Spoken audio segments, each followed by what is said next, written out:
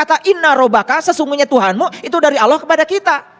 Jadi kalau mengatakan sesungguhnya Tuhanmu meliputi segala manusia, berarti Tuhanku meliputi segala manusia. Awas, yang tadi bahasa Allah, yang satu lagi bahasa kita. Jadi kalau Allah bilang Tuhanmu meliputi segala manusia, berarti kalau kita ingin bicara dari bahasa kita, Tuhanku meliputi segala manusia. Ingat, Tuhanku itu bukan hanya tinggal dalam diriku. Jadi Tuhanku itu meliputi semua tubuh. Kalau Tuhanku meliputi semua tubuh, berarti semua manusia di semesta ini adalah saudara. Berada di udara yang sama, berada di ruang kosong yang sama.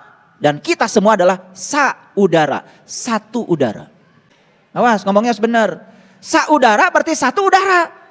Assalamualaikum warahmatullahi wabarakatuh. Alhamdulillahillazi anzala sakinata fi qulubil mu'minin liyazdadu imanan ma'a imanihim. Asyhadu an la ilaha illallah wahdahu la syarikalah rabbul alamin wa asyhadu anna Muhammadan abduhu wa rasuluh asrafal anbiya'i wal mursalin. Sayyidina Muhammadin wa ala alihi wa sahbihi ajmain. Subhanaka la ilma lana illa ma 'allamtana innaka antal alimul hakim. Subhanaka Allahumma rabbana wa bihamdika asyhadu an la ilaha illa anta astaghfiruka wa atubu ilaik. Astaghfirullahaladzim allazi la ilaha illa huwal hayyul qayyum wa atubu ilaik. Min jami'il ma'asi wa dzunub la haula wa la quwata illa billahil aliyil azim. Ada dua pohon yang memiliki kemiripan. Yang pertama namanya pohon bambu, yang kedua namanya pohon tebu. Bambu dan tebu itu sama-sama pohon yang berbuku-buku. Hidupnya juga sama dalam sebuah rumpun. Kalau diperhatikan daunnya juga sama, lancip-lancip. Itu kalau dilihat secara penampakan luar. Tapi kalau kita melihat dari sisi yang lebih dalam lagi, ternyata bambu dan tebu itu justru memiliki perbedaan yang sangat mencolok. Apa perbedaannya?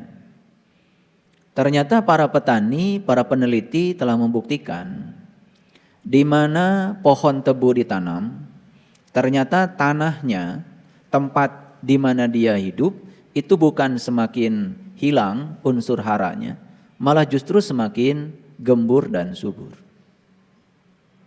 Jadi kalau tanah pernah ditanami tebu, berikutnya ditanami tanaman yang lain, itu membuat tanaman yang lain semakin subur setelah tanah itu ditanami tebu. Coba perhatikan ya, kalau rumpun bambu, hampir di sekitar rumpun bambu tidak boleh ada tanaman lain yang hidup. Karena bambu itu ya ada kecenderungan untuk membuat tanah semakin tandus. Unsur haranya itu semuanya diambil sama bambu. Itu perbedaan yang paling mencolok. Yang selama ini barangkali kita belum pernah belajar tentang itu. Lalu yang kedua, yang lebih mencolok lagi. Bambu itu ketika muda itu lunak. Makanya kita kan sering makan sayur bambu muda. Namanya apa? Ya namanya iwung kalau orang Sunda. Ada yang suka bermain-main kan, lelucon. Yang mudanya aja enak katanya. Gimana yang tuanya? Gitu. Itu namanya juga lelucon. Tapi yang jelas pohon bambu itu ketika mudanya lunak dan berisi. Tetapi semakin tua bambu itu semakin keras dan kosong. Nah beda dengan tebu. Kalau tebu itu ya ketika muda ya hambar. Makanya kalau kita ambil tebu kemudian biasanya kan suka disepah gitu ya. Itu kalau masih muda hambar itu. Belum begitu manis. Tetapi kalau dibiarkan semakin tua semakin berisi dan yang luar biasa semakin manis. Gitu. Jadi jangan heran ya kalau ya ketika seseorang yang sedang belajar belum menjadi pakar, belum profesional, masih tawar, Biasanya ya daya jualnya juga beda dengan yang sudah manis, yang sudah profesional. Itu kan hukum alam biasanya. Nah itu adalah hal-hal yang mencolok ya, perbedaan antara bambu dan tebu. Walaupun sebetulnya dari sisi lain masih ada kelebihan yang gak mungkin saya bahas di sini. Karena ini bukan pelajaran bambu dan tebu. Ini bukan kajian bambu dan tebu sebetulnya. Saya cuma mengambil analogi saja. Mengapa saya membandingkan bambu dan tebu? Sebetulnya sekedar untuk mengingatkan kita. Dalam hidup ini ada dua pilihan. Kita mau jadi bambu atau mau jadi tebu, ya semua terserah kita. Ini bukan soal takdir. Apakah semakin menua kita semakin keras? Apakah semakin menua kita semakin kosong? Atau semakin menua kita mau semakin manis? Semakin menua kita semakin berisi? Ya itu pilihan ada pada kita. Apakah kita menjadi tua semakin bijaksana? Atau semakin tua semakin kekanak-kanakan? Itu juga terserah kita. Dan saya yakin kalau dikasih pilihan, semua ingin jadi tebu. Kalau dikasih pilihan, makanya saya nggak akan ngasih pertanyaan. Karena pasti jawabannya ingin jadi tebu semua, walaupun prakteknya malah justru jadi bambu gitu. Oleh karena itu maka saya tidak akan bertanya, karena jawabannya sudah tahu. Kalau ditanya ingin jadi tebu atau bambu, pasti semua ingin jadi tebu. Makanya saya tidak akan membuat pertanyaan, tapi saya ingin membuat pernyataan saja. Pernyataannya, tidakkah kita tertarik untuk menjadi semakin menua, semakin berisi. Seperti padi, semakin menua, semakin menunduk. Makanya tadi pagi saya share ya, ada 3 harta karun yang harus kita miliki semakin kita menua dalam hidup. Yang pertama harta karunnya bernama belas kasih. Harta karun yang kedua ya, setelah belas kasih itu adalah rasa berkecukupan. Karena rasa berkecukupan itulah sesungguhnya kekayaan kita yang sebenarnya. Dan harta yang ketiga adalah kerendahan hati. Kenapa saya menyebut itu harta karun yang terpendam? Karena selama ini harta itu masih terpendam. Sedikit sekali kita menemukan orang-orang yang memiliki belas kasih. Sedikit sekali kita menemukan orang-orang yang dalam hidupnya merasa berkecukupan. Cari orang serakah banyak. Makanya dunia ini tidak akan cukup untuk satu orang kalau orang itu serakah. Tapi dunia ini akan cukup buat 8 miliar penduduk bumi kalau masing-masing bersyukur dan merasa berkecukupan. Itulah kekayaan yang sesungguhnya. Dan harta karun yang ketiga yang luar biasa adalah kerendahan hati. Makanya orang yang rendah hati ya, cirinya sederhana. Biasanya sederhana dalam kata-kata tetapi sangat luar biasa dalam tindakan. Itu ciri orang yang rendah hati. Biasanya kata-katanya sederhana saja tapi tindakannya luar biasa. Bahkan sering sekali menggoncangkan dunia ya dengan tindakannya. Walaupun kata-katanya biasa. Nah itulah sebetulnya ya harta karun yang luar biasa. Dan 3 itu menjadi sumber kebahagiaan. Saya belajar tradisi agama lain, mohon maaf ini agak menyimpang sedikit. Dalam tradisi agama lain ya, saya tidak menyebut nama agamanya, saya tidak menyebut nama keyakinannya supaya kita tidak bingung. Ada satu hal yang mengagumkan saya, yaitu 3 ajaran utama. Ajaran utama itu yang pertama adalah berdana, yang kedua adalah bersila, dan yang ketiga adalah bermeditasi. Jadi berdana, bersila, dan bermeditasi. Nah bersila yang dimaksud oleh saya tentu saja bukan bersila duduk seperti kalian. Bersila berarti menjalankan sila, menjalankan sebuah ajaran moral. Di Indonesia kita mengenal Pancasila. Pancasila itu sebetulnya adalah 5 dasar negara yang menjadi ageman. Yang dalam bahasa Inggris sering disebut dengan morality. Jadi morality itu adalah bahasa Inggrisnya, tapi bahasa kitanya sila itu bahasa Nusantara. Makanya kita punya pagar dalam berbangsa dan bernegara yang diikat dengan Pancasila. Yang namanya pagar tentu saja ada 2 pagar ya. Ada pagar hidup, ada pagar yang mati. Tapi ada juga pagar makan tanaman. Ini yang berbahaya. Pernah nggak dengar ada pagar makan tanaman? Jadi pagar makan tanaman itu kan biasanya dianalogikan dengan seseorang yang dipercaya untuk mengamankan sesuatu, malah dia sendiri sebetulnya ya yang mencuri. Itu namanya pagar makan tanaman. Yang namanya pagar itu kan pembatas. Nah, kalau di kampung dulu saya diajarkan orang tua supaya bikin pagar hidup. Ya pagar hidup itu ya. Ya, bisa untuk obat, bisa lalaban, ya kan? Makanya kalau orang-orang di kampung itu bikin pagar itu dari singkong, tanaman singkong. Jadi ke bawah nanti akan ada betiknya, ke atas akan ada pucuknya. Sehingga setiap hari itu selalu memberikan faedah. Dia sebagai pagar, yang kedua dia bisa memberi manfaat. Bukan sekedar perhiasan. Luar biasa ya. Makanya perhiasan yang luar biasa adalah pagar yang tidak pernah lapuk dimakan zaman. Dan pagar yang tidak pernah lapuk dimakan zaman adalah pagar akhlak sebetulnya. Pagar budi. Tapi kalau perhiasan-perhiasan yang lain ya biasanya lapuk dimakan zaman. Jangan lupa loh, yang namanya perhiasan yang digunakan manusia itu kan sebetulnya ada batas waktunya. Anak muda cantik, apalagi masih perawan gitu, didandangi, yuk dikasih bedak macam-macam, cantik, tambah cantik.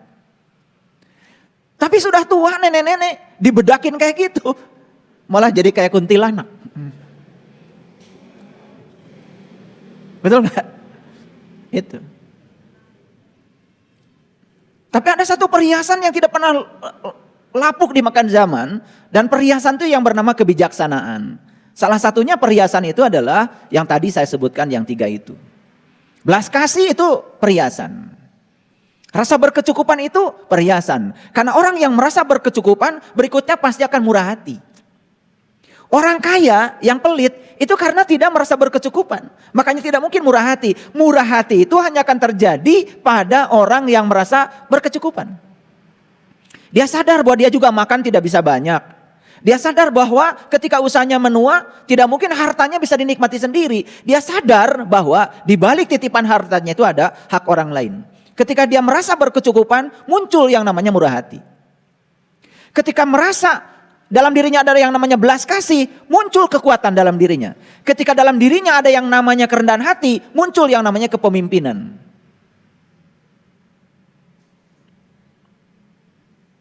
Orang-orang yang bergerak di dunia sosial, yang setiap hari itu memikirkan bagaimana menyelamatkan orang, membahagiakan orang, bahkan seluruh hidupnya buat orang lain, itu karena di dalam dirinya sudah ada kerendahan hati.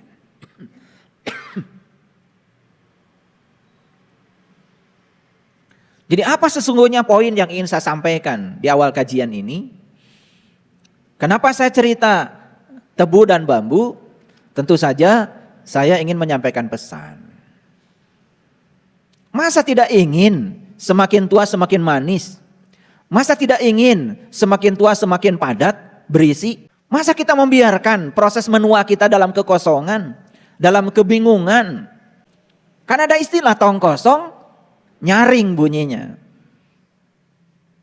Tidak ada orang bikin kohkol kalau kata orang kampung. Untuk memanggil orang lain itu dengan bambu yang ada isinya. Selalu menggunakan bambu yang lebih besar lagi kosongnya. Betul? Sehingga ada istilah tong kosong nyaring bunyinya. Ini semakin tua semakin nyaring bunyinya karena semakin kosong. Itu semakin bingung dengan dirinya sendiri.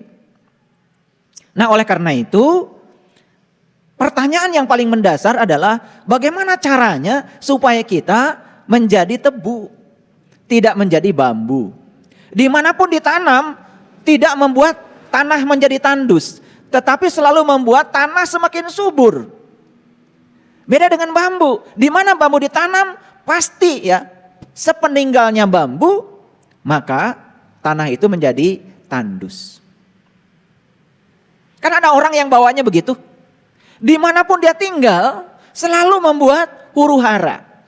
Selalu membuat destruktif, selalu membuat kehancuran, selalu menciptakan situasi yang tidak aman. Ada nggak orang kayak gitu? Ada apa banyak? Orang yang semacam ini datangnya pasti disesali, perginya pasti disyukuri. Jadi kalau kita itu ya dalam sebuah komunitas, datangnya disesali, perginya disyukuri, udah jelas ya. Jangan mikirin akhirat selamat, apalagi mikirin surga. Apalagi memimpikan surga. Stop memimpikan surga. Karena di dunia saja sudah tidak dibutuhkan banyak orang kok. Datangnya disesali, perginya justru disyukuri. Tapi kalau orang setipe Tebu, datangnya pasti disyukuri, perginya disesali. Bahkan ketika dia meninggal pasti ya ada ribuan orang yang merasa kehilangan dengan jasa-jasanya. Merasa kehilangan dengan energinya. Merasa kehilangan dengan cinta kasihnya. Merasa kehilangan dengan keteladanannya. Atau paling tidak orang sedih lah ditinggalkan oleh dia. Itu sebetulnya kajian kita hari ini. Oleh karena itu kajian kita hari ini saya beri judul menyadari ya padang arafah hakikat dalam diri. Karena itu yang akan membangun kita menjadi tebu. Menyadari padang arafah dalam diri. Saya tidak cerita padang arafah yang di luar diri. Itu mah sudah pada tahu. Dan tidak bisa dijelaskan itu cuma segitu-gitunya. Gak ada yang perlu dijelaskan di sana. Tapi saya akan berbicara tentang menyadari adanya padang arafah dalam diri. Dan ini kalau digali luar biasa. Nanti kita akan jelaskan dengan menggunakan ayat-ayat dari kitab suci. Nah, pertanyaan yang paling awal yang ingin saya sampaikan supaya kita memiliki kesamaan persepsi, kita bicara dulu tentang padang arafah. Kan ada dua kata, ada padang, ada arafah. Padang ternyata dalam bahasa Indonesia, jadi saya tidak mau ngelantur. Jadi saya tanya kamus bahasa Indonesia. Dalam kamus besar bahasa Indonesia, padang itu artinya ternyata tanah datar yang luas. Itu padang. Atau disebut juga padang itu lapangan. Ada dua terminologi yang berbeda. Kalau orang Sumatera Barat bilang padang itu sama seperti dalam kamus bahasa Indonesia. Artinya adalah lapangan, artinya adalah luas. Tetapi ada yang berbeda, terutama dalam bahasa Sunda. Di dalam bahasa Sunda ternyata padang memiliki terminologi yang berbeda. Padang artinya adalah terang. Padang artinya adalah caang. Beda kan? Beda kan? Itu beda ya. Nah, saya tidak akan ya membuat kontradiktif. Tetapi saya akan mengambil dua-duanya. Bisa diartikan luas tanpa batas, padang itu bisa diartikan juga caang atau terang. Nah, kalau diartikan caang atau terang, nah, kalau caang, terang itu pasti ada kaitannya dengan cahaya, bukan? Ada kaitan dengan cahaya. Lalu kenapa kata padang ini banyak dipakai? Padang mahsyar. Dipakai juga kata padang. Padang arafah. Nah, ini saya sangat kagum ya dengan leluhur kita yang menggandengkan kata padang dengan kata lain yang memiliki arti yang semakin dalam. Ini kita belajar etimologi dulu nih, belajar bahasa dulu. Jadi padang bisa berarti luas, padang bisa berarti caang, terang. Setiap kata terang pasti berhubungan dengan cahaya. Paham ya? Oke. Itu padang. Yang kedua arafah. Arafah itu asli bahasa Quran. Artinya adalah mengenal. Artinya adalah pengenalan. Makanya ada ilmu namanya ilmu ma'rifat. Nah, ilmu ma'rifat dari kata dasar arafah. Jadi ilmu ma'rifat itu sering diterjemahkan sebagai ilmu mengenal. Nah, ma'rifat saja nggak ada artinya kalau tidak digandengkan. Begitu digandengkan dengan Allah, namanya jadi ma'rifatullah. Jelas, yang ingin dikenal adalah Allah. Jadi sebenarnya kata ma'rifat itu nggak punya arti apa-apa kalau belum digandengkan dengan objeknya. Begitu orang mengatakan ma'rifatullah, yang mau dikenal adalah Allah. Ma'rifatul Rasul, yang mau dikenal adalah Rasul. Ma'rifatul alam, yang mau dikenal adalah alam. Ma'rifatul nas, yang mau dikenal adalah diri. Tergantung kita mau memakrifati atau mengarafi ya atau mengenali apa. Tergantung. Nah, makanya banyak orang yang salah paham. Begitu mengatakan ma'rifat, oh itu namanya ilmu mengenal Tuhan. Tidak, kalau belum digandengkan dengan objeknya. Kalau sudah digandengkan dengan objeknya jadi ma'rifatullah, berarti ilmu mengenal Tuhan. Jadi kata dasarnya sebetulnya adalah arafah. Arafah itu artinya adalah mengenal. Nah, kata arafah ini yang paling dasar saya temukan di sebuah diskusi. Jadi ada sebuah diskusi yang berbunyi seperti ini. Jadi hadis kursi itu hadis yang langsung dari Allah, tetapi diturunkan kepada para suci, para rasul. Nah, itu bukan dari mulutnya para rasul, langsung dari Allah. Maka nilainya hadis kursi itu mendekati nilainya ayat-ayat Al-Quran atau ayat-ayat kitab suci. Sehingga kalau berbicara hadis kursi biasanya secara hukum memiliki kekuatan yang lebih dari sekedar hadis yang biasa. Nah, dalam sebuah hadis kursi Allah berfirman. Nah, ini kalau hadis kursi itu Allah berfirman, tapi kalau hadis biasa Rasulullah bersabda. Beda ya. Hadis kursi itu Allah berfirman. Nah, dalam sebuah hadis kursi Allah berfirman, firmannya seperti ini, kuntu kanzan mahfian wa ahbabtu an u'rifa. Nah, ada kata aropa lagi di situ. Kuntu kanzan mahfian wa ahbabtu an u'rifa fa khalaqtu khalqan. Aku adalah suatu perbendaharaan yang tersembunyi. Aku ingin agar aku dikenali, maka aku ciptakan ciptaan agar dengan ciptaan kalian mengenal aku. Jadi sebetulnya Allah Subhanahu wa taala menciptakan alam semesta ini cuma satu tujuan, karena beliau ingin dikenal. Nah, kata ingin dalam bahasa hadis kursi digunakan wa ahbabtu. Ahbab itu artinya cinta sebetulnya. Cinta itu rindu sebetulnya. Jadi kalau diterjemahkan lebih dasar lagi, Allah menciptakan alam semesta ini karena rindu untuk dikenal.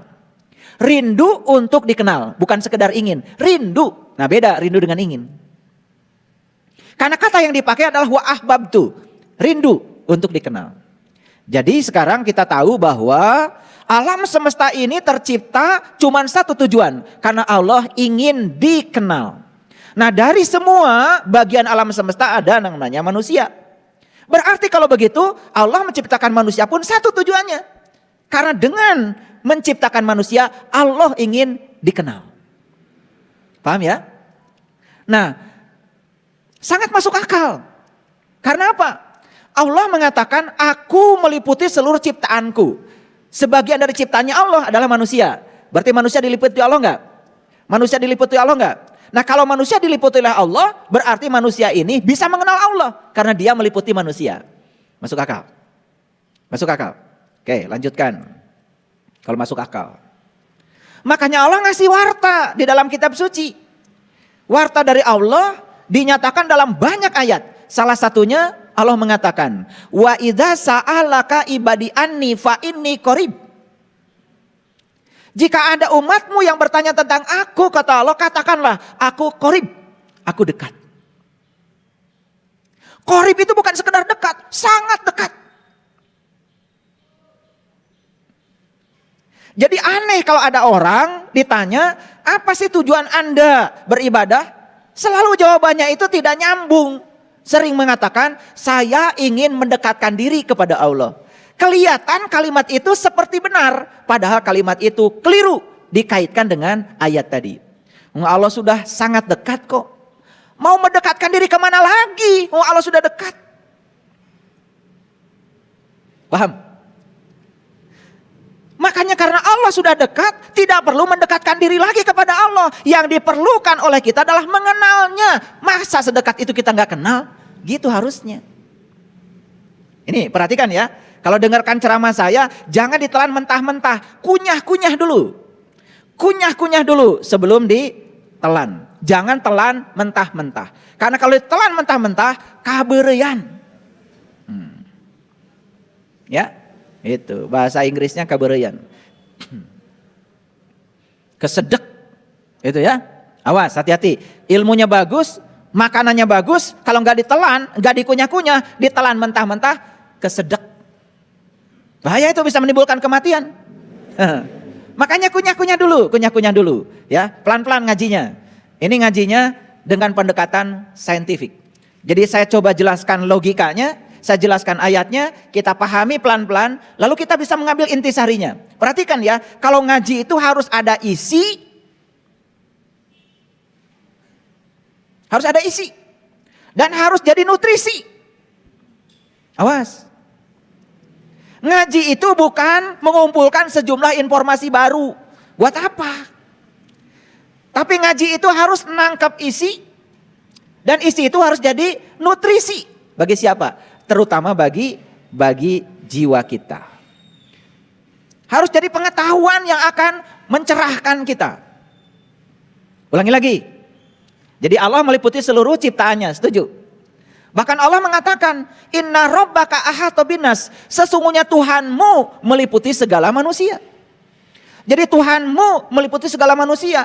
Jadi Tuhanku meliputi Anda semua. Karena kata-kata inna rabbaka, sesungguhnya Tuhanmu, itu dari Allah kepada kita. Jadi kalau mengatakan sesungguhnya Tuhanmu meliputi segala manusia, berarti Tuhanku meliputi segala manusia. Awas. Yang tadi bahasa Allah, yang satu lagi bahasa kita. Jadi kalau Allah bilang Tuhanmu meliputi segala manusia, berarti kalau kita ingin bicara dari bahasa kita, Tuhanku meliputi segala manusia. Ingat, Tuhanku itu bukan hanya tinggal dalam diriku. Jadi Tuhanku itu meliputi semua tubuh. Kalau Tuhanku meliputi semua tubuh, berarti semua manusia di semesta ini adalah saudara. Awas, ngomongnya harus benar. Saudara berarti satu udara. Paham? Gitu aja nggak ngerti kadang-kadang. Kita ini saudara. Bicaranya salah. Kita ini saudara. Kalau saudara berarti kita ini adalah satu tubuh. Kalau kita satu tubuh berarti kita ini harus tepa salira.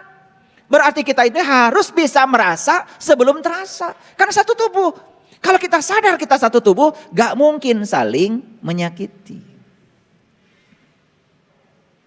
Jadi kalau kita ini sadar bahwa kita satu tubuh, yang ada itu cuma satu. Ingin saling tolong menolong. Apa yang manusia lakukan di semesta ini?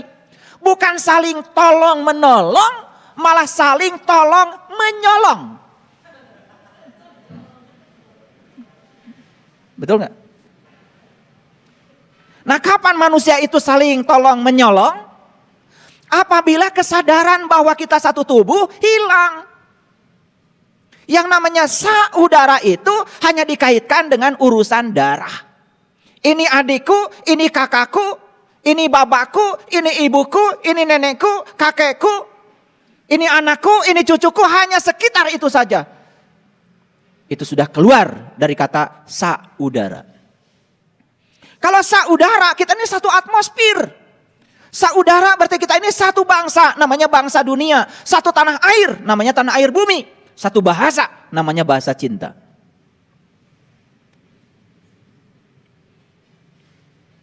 Gak peduli orang Amerika, gak peduli orang Afrika, gak peduli orang Australia, gak peduli orang Arab.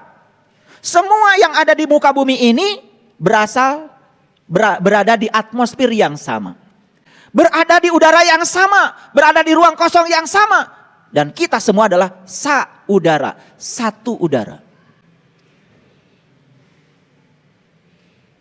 Paham? Pelan-pelan ngajinya. Kembali lagi. Allah mengatakan, aku meliputi seluruh ciptaanku. Jadi Allah meliputi kita, meliputi pohon, meliputi semuanya. Tidak ada satu ruang pun di semesta ini yang tidak diliputi oleh dirinya. Bohong kalau ada orang mengatakan, di sini tempatnya keramat, di sini tempat kalau doa diijabah. Bohong. Pertanyaannya sederhana, adakah di semesta ini satu ruang yang tidak hadir Allah di sana? Tidak ada. Kalau begitu Anda mau berdoa dimanapun, Anda mau ibadah dimanapun, enggak masalah. Jangan tertipu. Pertanyaan saya, kenapa kalian suka gampang tertipu? Karena kalian hobi ditipu. Kenapa hobi ditipu? Karena kita ini bodoh. Orang bodoh itu makanannya orang pintar. Saya tidak bicara orang baik.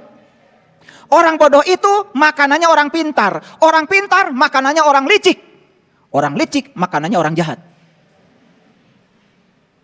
Betul apa tidak? Iya. Makanya orang bodoh dikalahkan oleh orang pintar dikalahkan orang licik dikalahkan orang jahat. Jadi kalau kalian masih gampang ditipu, itu sebetulnya bukan salah orang. Salah kalian sendiri. Karena kalian kurang pintar. Alias, jadi bodoh itu bahasa Inggrisnya goblok. Saya bukan ngomong asal loh, itu bahasa Inggris. Goblok. Tahu go? Go itu pergi. Blok itu berarti terhambat. Ada blok. Goblok berarti gak pergi-pergi. Cicing wae. Gak mau kemana-mana. Dihambat oleh siapa? Dihambat oleh pikirannya sendiri. Karena merasa dirinya paling benar. Merasa dirinya paling soleh. Merasa dirinya paling beriman. Lalu tidak mau mendengar orang lain. Nah itu namanya goblok. Awas ya, ini gak kasar. Saya ngomong bahasa Inggris loh. Goblok. Saya bahasa Inggris loh. Awas ya, perhatikan. Makanya kalau dengar ceramah saya, mikir. Gak kasar kan? Iya. Nah orang-orang yang tidak mau belajar itu goblok. Blok ya. B-L-O-C-K. Awas. Saya gak ngomong kasar. Gak boleh di tempat ini ngomong kasar. Orang yang merasa benar sendiri berarti goblok. Orang yang suka nyalah-nyalahkan orang berarti goblok. Itu bahasa Inggris. Bahasa Inggris. Paham? Biar pintar kalian itu. Ya? Iya. Makanya kalau mau jangan pakai blok. Go saja. Makanya sekarang ini ada go internasional, go public. Betul nggak? Semua kan go send, go food. Iya, maju nggak? Maju. Yang nggak maju itu adalah go blok. Bahasa Inggris ini ngomong kursus bahasa Inggris dulu biar ngerti semua. Paham ya? Jadi karena Allah menyatakan aku bersamamu, lebih dekat kepadamu, jadi tidak perlu lagi ada upaya mendekatkan diri kepada Allah. Buat apa? Allah udah dekat. Jadi basa-basi yang sering kalian dengar itu, mari kita mendekatkan diri kepada Allah. Yang sering diucapkan oleh para calo dalam tanda kutip yang suka menawarkan ya kehidupan-kehidupan yang luar biasa. Atau merayu-rayu untuk ngasih ini ngasih itu nanti katanya. Hati-hati tuh. Calo itu gak pernah pergi kemana-mana. Calo yang di Cicahem belum tentu tahu Garut.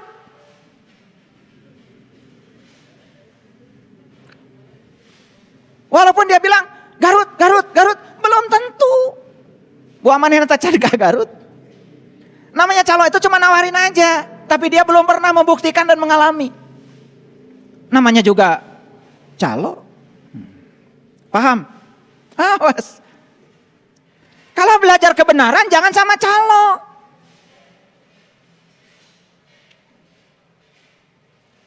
Menawarkan sesuatu pada orang lain yang dia sendiri belum membuktikan. Calo. Menjanjikan sesuatu pada orang lain yang dia sendiri tidak bisa membuktikan janjinya. Calo. Kalau gitu calo di mana tinggalnya? Banyak. Di mana-mana. Makanya para nabi, para rasul tidak pernah memberikan larangan, tidak pernah memberikan perintah. Tetapi mereka itu hanya memberikan pernyataan, sesuatu yang dialami sendiri disampaikan pada orang, rasa yang sudah terasa, janji yang sudah menjadi bukti. Paham? Ada yang suka nawar-nawarin surga. Dia sendiri gak tahu surga itu apa. Masuk saja belum. Calo bukan itu. Ada yang suka nakut-nakutin neraka. Tanya, kapan lu pulang dari sana? Paham maksud saya? Celilitan. Itu tuh di Pasir Koja ngomongnya begitu. Apakah dia tahu cililitan? Cantang tuh. Betul nggak? Dan kita ini berada pada posisi tidak bisa membedakan mana yang ngomong benar, mana yang calo. Bahkan kita tidak pernah menuntut bukti. Betul nggak? Coba jelaskan, Cililitan itu sebelah mananya Jakarta? Ada apa di sana? Nggak pernah. Betul nggak? Nggak apa-apa, itu nggak usah ditanya kalau Cililitan. Kampung Rambutan nggak usah ditanya. Tapi jalan pulang kita, masa depan kita harus harus terbukti sekarang. Harus terasa sekarang, harus dibuktikan sekarang. Oke, baik, lanjut lagi. Jadi manusia bersama dengan Allah. Dekat nggak Allah? Kata siapa Allah dekat? Kata Allah. Bahkan Allah bilang, aku lebih dekat kepadamu melampaui dekatnya urat nadi lehermu. Wa nahnu aqrab ilaihi min hablil warid. Jadi pertanyaan saya ulang lagi. Perlukah kita mendekatkan diri kepada Allah? Tidak. Yang diperlukan adalah sedekat itu Allah dengan kita, kok kita tidak mengenalnya. Itu aja. Lalu pertanyaan berikutnya, mengapa kita tidak mengenalnya? Apa jawabannya? Mengapa kita tidak mengenalnya? Apa jawabannya? Mengapa kita tidak mengenalnya? Satu, karena kita selama ini tidak pernah mencari. Bukankah kita mengenal dia itu harus di tempat di mana dia ada? Betul nggak? Ulangi lagi. Untuk mengenal dia harus di tempat di mana dia ada. Masuk akal penjelasan saya? Nah, Allah itu ada bersamamu, lebih dekat kepadamu daripada urat nadi lehermu. Itu alamat dari Allah. Berarti untuk mengenalnya harus di tempat di mana dia ada. Ada di mana dia? Ada bersamamu.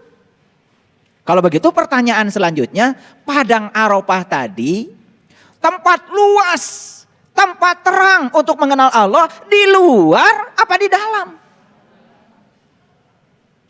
Terjawab sekarang? Terjawab, berarti di dalam dirimu. Oleh karena itu mencarinya tidak usah keluar dari dirimu sendiri. Berarti kamu harus melakukan perjalanan ke dalam dirimu sendiri. Itu sebabnya jangan heran kalau secara syariat puncaknya haji adalah Arafah. Ngapain di Arafah? Di Arafah itu wukuf. Apa artinya wukuf? Wukuf itu adalah istirahat, berdiam diri. Diamnya apa? Itu pertanyaannya. Diamnya apa? Diamnya tubuh? Diamnya tubuh. Kalau pikiran kita masih jadi pengendali, kita belum istirahat. Karena sumber utama penderitaan manusia itu adalah pikiran. Pertanyaan saya sekarang, pintar apa tidak? Kalian bisa menjawab. Lihat semuanya ke sini. Lihat semuanya ke sini. Saya punya pikiran enggak? Punya. Pikiran itu softwarenya otak. Otak itu hardwarenya. Pikiran itu adalah softwarenya. Program aplikasi yang diinstal ke dalam otak. Itu namanya pikiran. Nah, pikiran ini bekerja atas dasar apa? Karena pikiran ini punya pintu. Namanya pintu pikiran. Bisa lihat gak pintu pikiran di sini? Piraku segitu jelas. Bisa lihat gak pintu pikiran saya? Ya Allah. Pikiran itu bekerja kalau ada informasi. Pikiran itu bekerja kalau ada stimulus.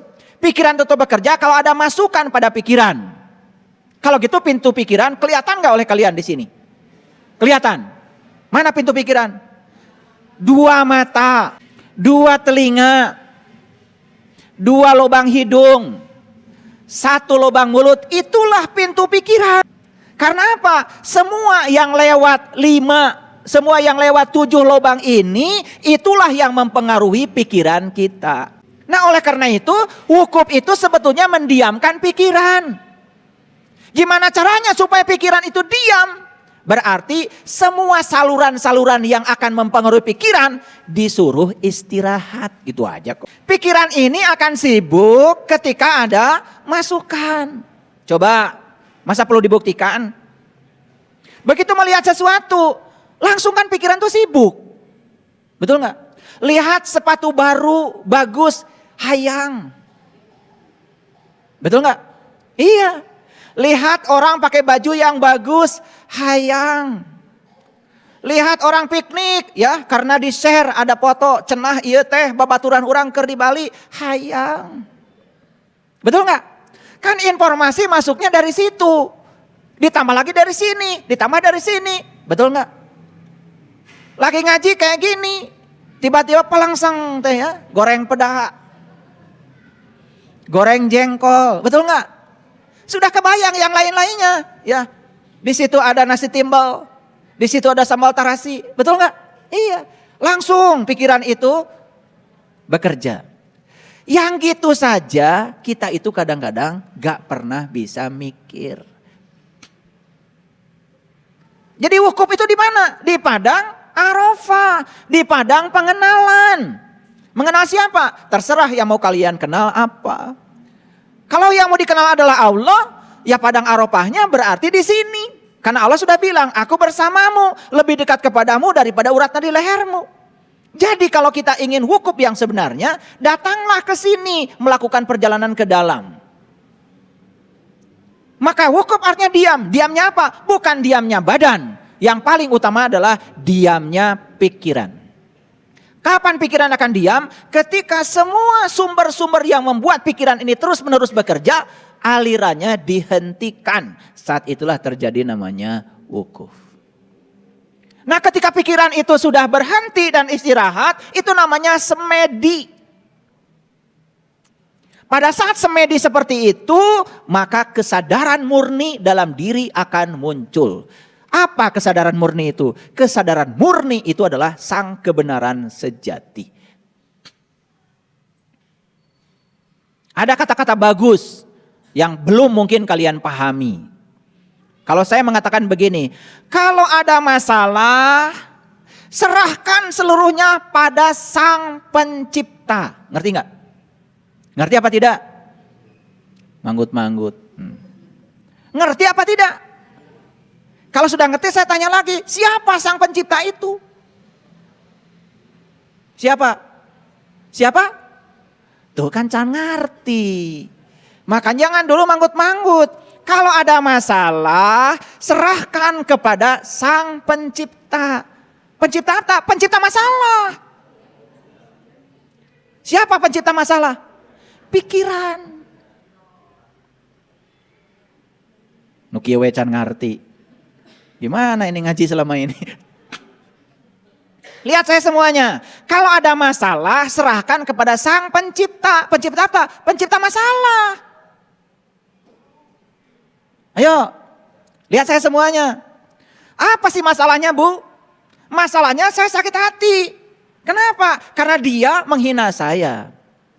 Oke, kita urai. Kenapa ibu sakit hati dihina orang? Karena ibu punya keinginan orang itu memuji ibu. Ketika dia tidak memujinya, ibu nyeri hati. Ari kahayang batur jika kitu teh tisaha. Tisaha. Di pikiran sorangan, siapa pencipta masalahnya?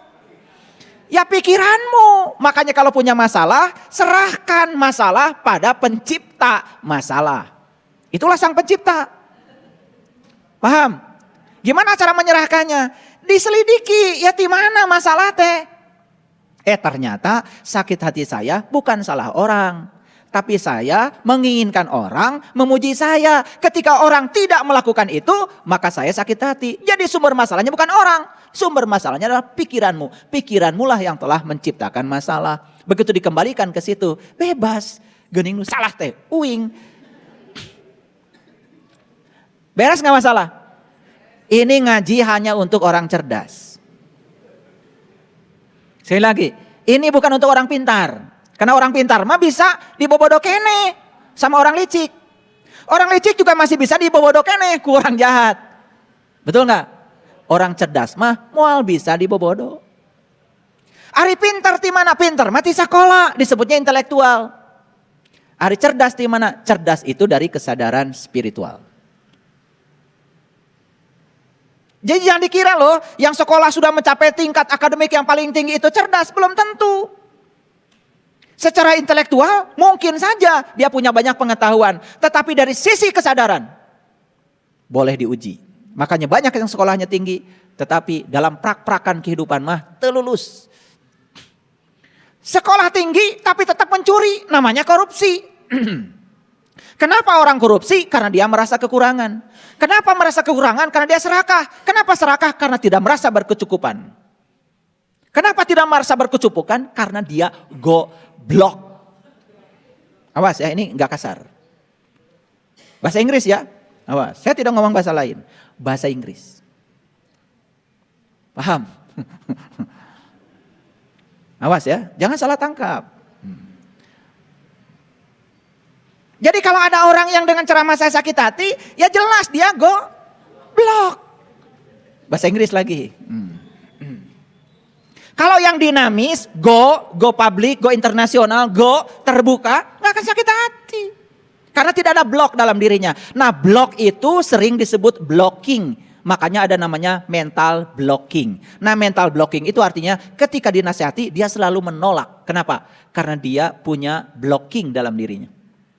Kalau main poli, ada orang nyemes, di blok, halus eta mah. Ame balik deui bolana. Tapi kalau dinasehati di blok, kamu akan kehilangan kesempatan untuk menjadi orang yang sadar. Banyak kak yang dinasehati cari-cari pembenaran? Banyak kak? Baik kalau gitu, di mana padang Arafah? Di tempat di mana Allah menunjukkan dirinya. Allah sudah ngasih alamat tadi. Oke, oleh karena itu mari kita buka. Mohon dihidupkan dulu infokusnya. Lihat dulu semuanya ke sini. Semuanya supaya sadar. Karena judul ceramahnya adalah menyadari padang Arafah dalam diri. Sama sekali saya tidak bicara padang Arafah yang di luar diri. Bukan urusan saya. Oke, baik kita lihat ayat ini. Semuanya lihat Quran surat Al-Baqarah ayat 198. Mungkin para sahabat pernah dengar saya menjelaskan ayat ini. Tetapi di situasi yang berbeda, di kesadaran saya yang berbeda. Oleh karena itu jangan kecil hati. Kalau saya membahas ayat di hari yang berbeda, itu pasti saya membahas ayat di kesadaran saya yang berbeda. Oleh karena itu pasti akan ada yang berbeda. Ya, lihat sekarang. Saya akan bacakan perlahan, saya akan terjemahkan dalam bahasa yang kalian mengerti. Karena apa? Ini yang saya bacakan tuh surat. Surat itu harus dibaca dan dimengerti isi suratnya, bukan sekedar dibaca. Kalau kalian dapat surat cuma dibaca saja, gak ngerti isi suratnya. Setelah dapat surat, kalian tidak ada perubahan apa-apa. Paham? Buang-buang waktu saja. Lihat sini semuanya ya. Laisa alaikum. Sering diartikan ya. Laisa alaikum junahun antabtagu. Sering diartikan ya, tidak ada dosa bagimu untuk mencari karunia, dalam tanda kurung rezeki hasil perniagaan. Itu tanda kurung. Gak ada di sini urusan rezeki hasil perniagaan. Makanya kalau menafsirkan Quran jangan pakai akal. Jangan pakai pikiran, apalagi persepsi. Tafsir Quran itu bil Quran. Biarkan apa adanya, jangan diganggu oleh pikiran-pikiran kita yang apalagi berkepentingan. Karena di ayat ini jelas dikatakan, laisa alaikum junahun antabtagu fadlan. Tidak ada dosa bagimu mencari keutamaan. Jadi fadlan itu keutamaan. Mir rabbikum dari Tuhanmu. Jadi ayat ini jelas sedang berbicara, hey, orang-orang yang ingin mendapatkan keutamaan dari Tuhannya, tidak ada dosa bagimu. Tidak usah kecil hati bagimu. Ayo cari gitu. Pertanyaannya apa? Pertanyaannya apa sih yang disebut dengan fadlan mirobikum? Apa sih keutamaan dari Allah? Apa sih keutamaan dari Tuhan? Mana yang paling bagus? Cari rezekinya? Cari ilmunya? Cari hartanya? Atau cari Allahnya? Itu yang sudah dijelaskan dalam perang Baratayuda. Kenapa pasukan Kurawa kalah sama pasukan Pandawa? Salah yang diminta, itu aja. Pihak Pandawa gurunya Krishna, pihak Kurawa gurunya Krishna. Waktu mereka berdua, dua kelompok ini datang sama Krishna, beda permintaan. Karena Krishna seorang raja, Krishna punya tentara, Krishna punya senjata, yang diminta oleh Kurawa saat mau berperang apa? Minta senjata dan tentara. Dan yang datang duluan sama Krishna itu bukan Pandawa. Yang datang duluan sama Krishna itu pihak Kurawa. Kurawa mencerminkan keserakahan, mencerminkan ketamakan, mencerminkan ingin segalanya. Itu Kurawa. Pandawa cerminan dari kebijaksanaan. Pandawa itu cerminan dari kearifan. Pandawa itu cerminan dari kerendahan hati. Makanya yang datang kepada Krishna pertama kali adalah Kurawa. Saat itu Krishna sedang tidur nyenyak. Bisa gak kalian menebak? Ini Kurawa datang kepada Krishna, duduknya di sebelah mana? Duduknya di sini. Dekat kepalanya Krishna. Itu Kurawa. Selalu ingin dekat dengan kekuasaan. Makanya siapapun yang selalu menjilat dan ingin dekat dengan kekuasaan. Dan selalu ingin mendapatkan berkah kekuasaan. Itulah Kurawa. Gak lama yang kayak gitu tuh hidupnya. Padahal itu cara duduk yang paling bodoh. Karena nanti kalau Krishna bangun tidur, gak kelihatan. Setelah pihak Kurawa datang pada Krishna, dia tinggal di sebelah sininya Krishna. Dan pihak Pandawa datang. Di mana duduknya kira-kira Pandawa? Yang rendah hati itu tidak pernah pengen duduknya di depan. Tidak pernah pengen dipuji enggak. Duduknya di ujung kakinya Krishna. Cara duduk aja udah beda. Makanya lihat, mohon maaf. Banyak sekali ya. Begitu seseorang berkuasa ingin dekat. Muji-muji. Geli lihat orang gitu. Tapi gak apa-apa sih. Pengennya begitu. Paham? Kemudian bangunlah Krishna. Saat Krishna bangun, yang pertama kali disapa dan ditanya, siapa? Pandawa. Tetapi yang luar biasa dalam episode Baratayuda itu, yang menjawab pertama kali adalah Kurawa. Gitu. Orang serakah itu gak ditanya aja ngejawab. Kan ada orang yang suka cerita dirinya. Saya punya rumah sekian, mobil sekian, gak ditanya.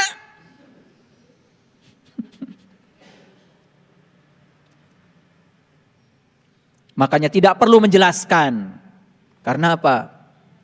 Karena orang yang mencintaimu tidak perlu penjelasanmu. Dan orang-orang yang membencimu tidak percaya padamu. Makanya hidup itu jangan terlalu banyak menjelaskan. Kalau menjelaskan sama orang yang dicintai nggak penting. Karena tanpa penjelasan tetap aja mereka mencintai kita.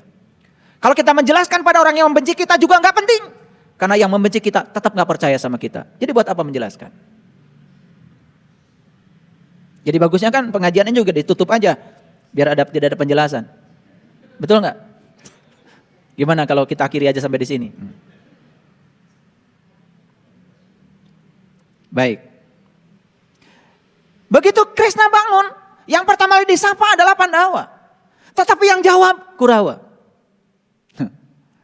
Di situ juga sudah kelihatan. Jadi episode Baratayuda itu sebetulnya bukan cerita. Bukan cerita nyata di masa lalu. Itu adalah bagaimana seorang sastrawan hebat itu menceritakan potret kehidupan manusia. Dari zaman ke zaman manusia gitu dan gitu saja. Kurawa dan Pandawa. Kurawa dan Pandawa itu tidak ada di luar diri kita. Kurawa dan Pandawa semuanya menyatu dalam diri kita. Makanya kalian kadang-kadang jadi Kurawa, kadang-kadang jadi Pandawa. Banyakan mana, seringan mana? Ya udah pasti. Gak usah ditanya sebetulnya. Jadi perang Baratayuda yang sebenarnya itu adalah di padang Kuruksetra. Padang Kuruksetra itu jasmani kita di sini. Itu yang menyebabkan kenapa kita terhambat untuk bisa menyadari keberadaan padang Arafah dalam diri. Kenapa terlambat? Kenapa terlambat wukuf? Kenapa? Karena kita masih berperang, belum selesai dengan diri kita sendiri. Pandawa dan Kurawa masih seperti itu. Lalu saat itu juga kemudian ditanya, apa kepentinganmu menemui aku? Kata Krishna. Yang pertama kali menjawab dan presentasi adalah Kurawa. Tuan Guru yang mulia, Kedatangan kami di sini, kami mau meminjam seluruh tentaramu dan seluruh senjata yang kau miliki. Oh, keserakahan. Karena dia berpikir kalau tentaranya Krishna diambil semua sama Kurawa, senjata Krishna diambil sama Kurawa, dia akan menang perang. Itulah kebodohan. Karena dia berpikir di level materi. Pihak Pandawa berpikir sudah di level energi. Setelah selesai, dan Krishna mengatakan silahkan seluruh tentaraku milik Kurawa. Seluruh senjata yang ada di gudang yang dijaga tentaraku miliknya Kurawa. Yang terakhir Krishna berbicara kepada Pandawa. Apa kata Krishna? Seluruh senjata dan tentara sudah diambil oleh kakakmu. Dan satu-satunya yang tertinggal adalah aku. Apa kata Pandawa? Justru itu yang aku butuhkan. Cukuplah Tuan Guru menjadi sais. Pintar? Pintar apa tidak? Pintar. Kalau Krishna di pihak Pandawa, jadi saisnya Pandawa, naik kereta kerajaan. Apa mungkin tentaranya Krishna nembakin Krishna? Ini namanya cerdas. Kalian tuh makanya cerdas dikit deh. Makanya banyak yang sering minta konsultasi sama saya, konsultasi ini itu. Saya bilang, oke, saya mau jadi sais kamu. Tapi mau gak kamu ngikutin saya? Sam'an wa ta'an. Mau gak ngikutin pola pikir saya? Tapi karena pola pikir saya akan melampaui pola pikir kamu. Out of the box. Beda dari pikiran. Kalau yes, ayo. Kalau enggak, jangan. Karena berbahaya kalau saya jadi saismu. Ya sudah.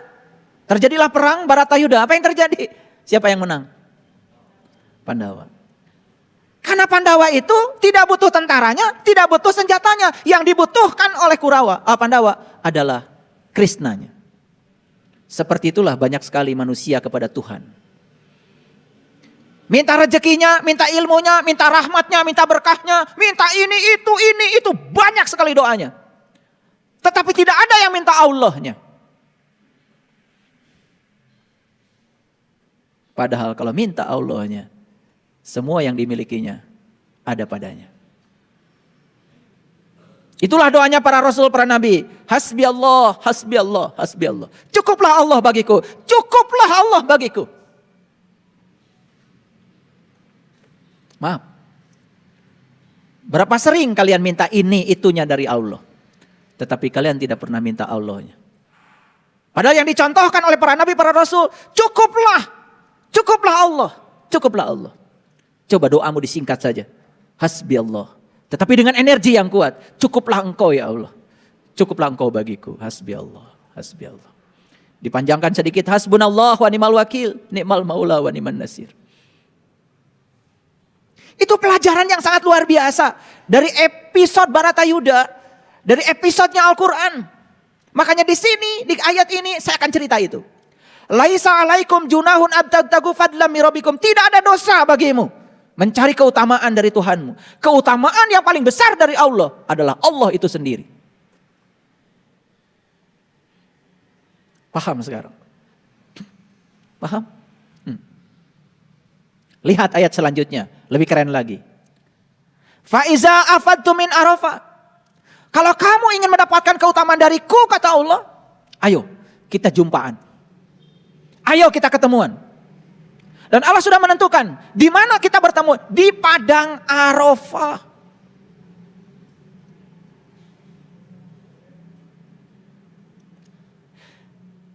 Di padang pengenalan. Karena Allah sudah ngasih alamat kepada kita, wa huwa ma'akum aina ma kuntum. Aku selalu bersama kamu dimanapun kamu berada. Aku lebih dekat kepadamu melampaui dekatnya urat nadi lehermu. Bahkan aku tidak pernah jauh dari dirimu. Walau sedetik pun. Perasaan keterpisahanmu dengan aku itu semata-mata karena kamu telah berkhianat pada kemuliaanmu sendiri. Kenapa saya perlu bicara ini? Karena banyak manusia yang tidak sadar kalau sesungguhnya dia sudah diberikan kemuliaan oleh Allah. Kemuliaan tertinggi manusia adalah nilai kemanusiaannya.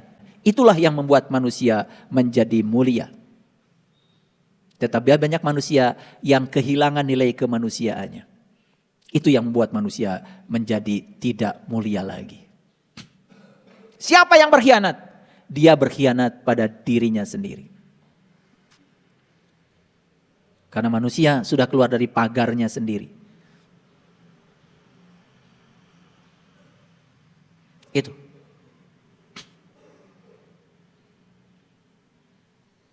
Jadi kenapa di semesta ini terjadi bencana? Dari mana bencana? Awas.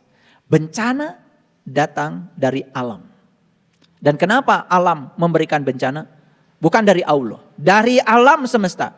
Karena manusia sudah mulai kehilangan kemanusiaannya. Lalu manusia mulai tidak bersahabat dengan alam.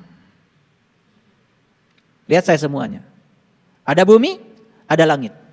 Orang-orang bijaksana mengumpamakan bumi dan langit itu seperti ibu dan ayah. Bumi sebagai ibu, langit sebagai ayah.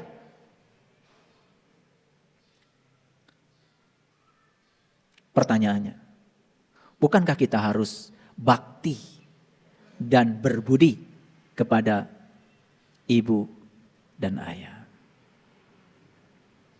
Bakti dan budi yang tertinggi kepada ibu dan ayah adalah merawat bumi.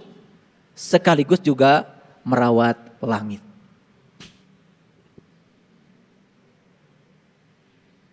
Apa yang terjadi sekarang dengan manusia? Ibunya ditelantarkan. Ayahnya tidak dihiraukan. Begitu kita sudah tidak peduli lagi pada bumi tempat kita tinggal. Dan langit yang meliputi bumi kita tempat kita tinggal. Berarti kita sudah berkhianat kepada ayah dan ibu yang melahirkan kita sendiri. Bencana akan datang. Makanya ada yang namanya virus. Virus itu dekat sekali dengan kata viral. Virus, viral, sesuatu yang datang secara berkelompok. Makanya virus corona, COVID-19 itu kemarin datangnya luar biasa. Tidak ada satu negara pun di dunia yang tidak terkena oleh serombongan virus. Karena datangnya viral. Kenapa virus datangnya viral? Karena manusia sudah melupakan jati dirinya sendiri sebagai manusia. Karena manusia sudah kehilangan aspek kemanusiaannya. Coba perhatikan, mohon maaf. Jangankan beda negara. Satu negara saja tidak akur. Jangankan beda negara. Satu agama saja gak akur. Bahkan satu agama beda sedikit saja yang lain dengan dirinya. Mulai saling mencemooh. Yang satu bilang ini sesat. Yang ini merasa dirinya paling benar. Karena dia kehilangan jati dirinya sebagai manusia. Yaitu aspek kemanusiaannya. Maka dia kehilangan penglihatan untuk melihat bahwa semua adalah saudara. Coba renungkan kata-kata saya. Kalau ini kemudian ditarik ke dalam dimensi yang terdalam dari diri kita, dimensi rasa kita. Kita semua adalah saudara. Masa kita abai ketika melihat orang lain susah? Gak mungkin. Karena puncak penyembahan manusia kepada Tuhan adalah terletak pada cara dia memperlakukan orang lain. Itu puncaknya. Oleh karena itu dalam bahasa yang sederhana sering disebut dengan tolong menolong. Jadi tolong menolong hanya bisa dilakukan oleh manusia yang masih memiliki sifat kemanusiaannya. Dan tolong menyolong akan dilakukan oleh manusia-manusia yang menganggap dirinya manusia, padahal dia sudah kehilangan aspek kemanusiaannya. Apa ciri manusia yang sudah kehilangan aspek kemanusiaannya? Cirinya dia hanya mementingkan hidupnya untuk diri sendiri. Banyak yang gitu? Banyak. Mengeksploitasi alam semesta. Semua kandungan-kandungan dan kekayaan alam digali sesuka hatinya. Gak peduli orang celaka, gak peduli orang seperti apa. Dia sebenarnya sedang menyakiti ibunya. Itulah ibu pertiwi. Wajar kalau ibu pertiwi kemudian menangis, sedih.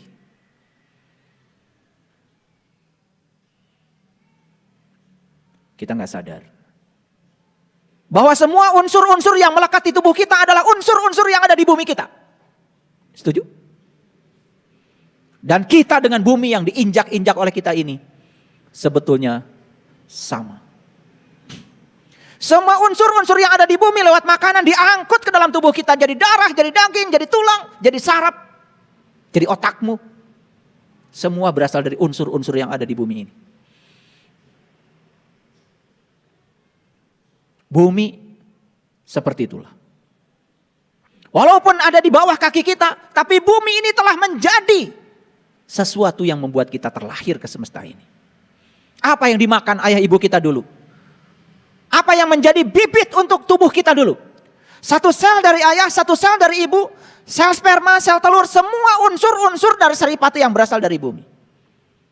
Makanya kita sering disebutkan oleh Quran, kita ini berasal dari tanah. Jadi heran ya, kalau kita menyakiti bumi, itu sama dengan menyakiti ibu kita yang telah melahirkan kita. Saya bicara ibu jauh lebih luas dari sekedar ibu yang melahirkan tubuh jasmani kita. Kita bicara ibu dalam konteks yang lebih luas lagi. Karena negara ini, bumi ini bukan warisan buat kalian. Tapi bumi inilah titipan buat anak cucu kita ke depan. Adakah yang berpikir kalau bumi ini adalah titipan? Bukan warisan buat kita. Faiza afadtu min arafah fazkurullah. Tolong perhatikan ayat ini. Apabila kamu sudah bertolak dari Arafah, dari padang pengenalan, ingat Allah, ingat Allah. Pertanyaan yang paling dasar, apa yang terjadi di padang Arafah? Apa yang terjadi di padang Arafah? Kan tadi dikatakan, tidak ada dosa bagimu mencari karunia dari Tuhan.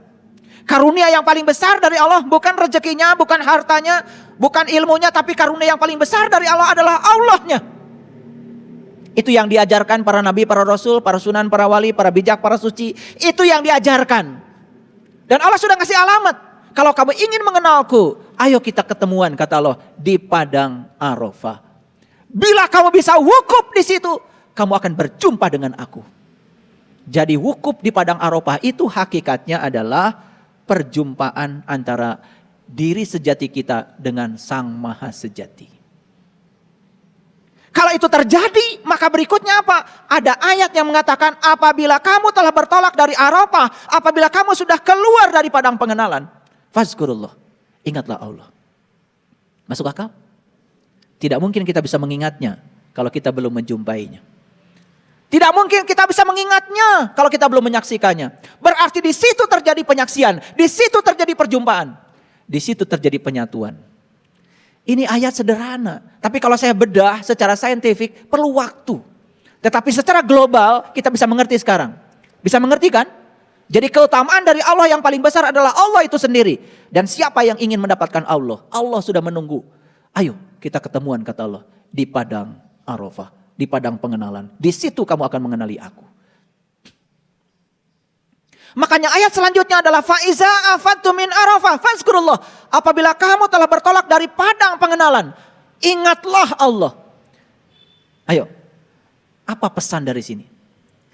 Artinya, siapapun yang sudah menuju padang Arafah yang sesungguhnya, siapapun yang sudah berjumpa dengan jati dirinya, pasti akan bisa mengingat Allah. Maaf, kalau kalian pergi ke padang Arafah yang di luar diri kalian, yang kalian ingat adalah cuman tempat yang luas. Banyak batu di sana.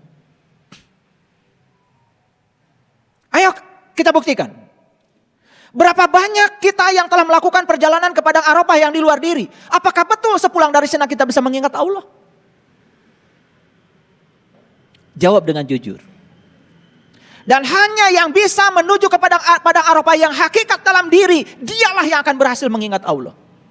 Karena ingat itu ada syaratnya. Syarat sahnya ingat harus tahu yang diingat. Kita tidak akan bisa mengingat sesuatu kalau kita tidak tahu. Jadi perjumpaan di padang Arafah itu harusnya mengantarkan kita untuk bisa mengenali siapa jati diri kita yang sebenarnya. Pertanyaan selanjutnya, di mana kita mengingatnya? Ayo kita lanjutkan. Indal Masy'aril Haram. Inilah yang saya sebut tadi, tafsir Quran bil Quran. Apa sih yang disebut dengan Masy'aril Haram? Kalau diartikan secara etimologi pusing kita. Tetapi kalau diartikan secara gramatikal kita bisa menangkapnya. Ayo lihat saya semuanya. Tidak ada dosa bagimu mencari karunia yang paling utama dari Tuhan. Fadlan, keutamaan Tuhan. Apa keutamaan dari Allah? Allah itu sendiri. Di mana kita bisa mendapatkannya? Di padang Arafah. Apa hasilnya? Sepulang dari padang Arafah, ingat Allah. Di mana kita mengingat Allah? Di ayat ini jelas dikatakan mengingatnya indal masyaril haram. Kalau begitu apa masyaril haram? Kita harus buka ayat lain karena di sini tidak ada penjelasannya. Di ayat lain Allah mengatakan seperti ini. Ayo lihat saya semuanya dan jangan mengantuk karena ini bagian yang paling penting. Silakan lihat ayat ini semuanya. Allazina amanu, ulangi, allazina amanu, dan orang-orang yang beriman. Ini yang diceritakan orang beriman, bukan orang yang mengaku beriman, bukan orang yang sok-sok beriman, yang beriman. Iman sekali lagi bukan percaya. Iman adalah tasdikun bil qalbi. Iman adalah pembenaran oleh kalbu. Dan Allah mengatakan dalam sebuah diskusi, langit dan bumi tidak akan cukup menampung zatku. Tapi kalbunya orang yang tenang, yang lembut. Itu dikatakan di hadis qudsi itu. Itulah rumahku. Jadi rumah Allah yang sebenarnya itu adalah kalbunya orang yang beriman, yang tenang dan lembut. Yang kasar, yang keras kalbunya gak akan bisa jadi rumahnya Tuhan. Karena ada syaratnya, yang tenang dan yang lembut. Itu dalam hadis qudsi. Perhatikan saya. Allazina amanu, dan orang-orang yang beriman, wa tatmainu qulubuhum bi zikrillah. Ayo. Dan orang-orang yang beriman itu tentramlah kalbunya dengan mengingat Allah. Jadi tempat mengingat Allah itu apa? Kalbu. Jadi masyaril haram yang dimaksud di ayat tadi itu apa? Kalbu. Masuk akal? Kan tadi dikatakan, apabila kamu sudah bertolak dari padang pengenalan, ingatlah Allah di masyaril haram. Fazkurullah indal masyaril haram. Kalau gitu apa masyaril haram? Masyaril haram itu adalah alat untuk mengingat. Kalau gitu masyaril haram itu adalah nama lain dari qalbu. Jadi masyaril haram yang sebenarnya adalah qalbu, bukan nama masjid.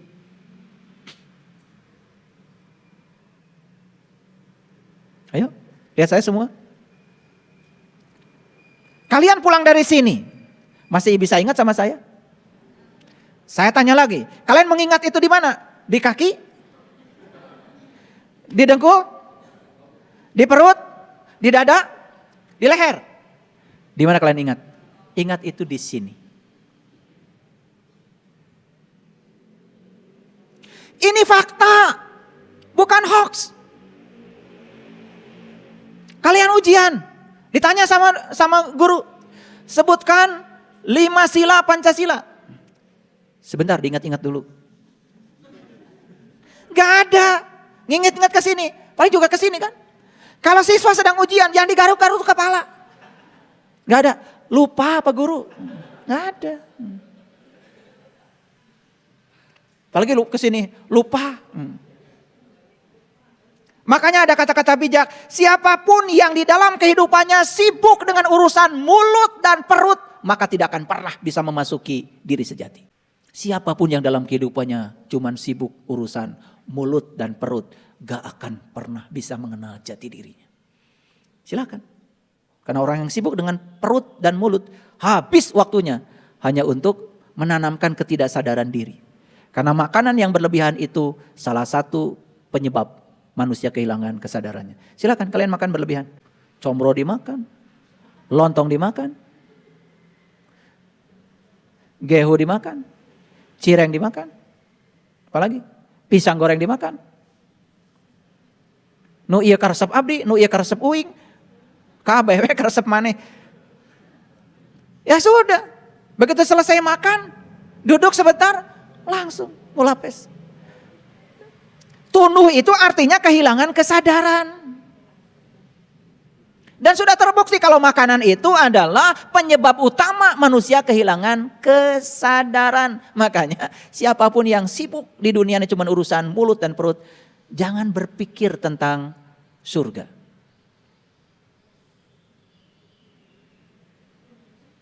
Apalagi mimpi, mimpi aja jangan.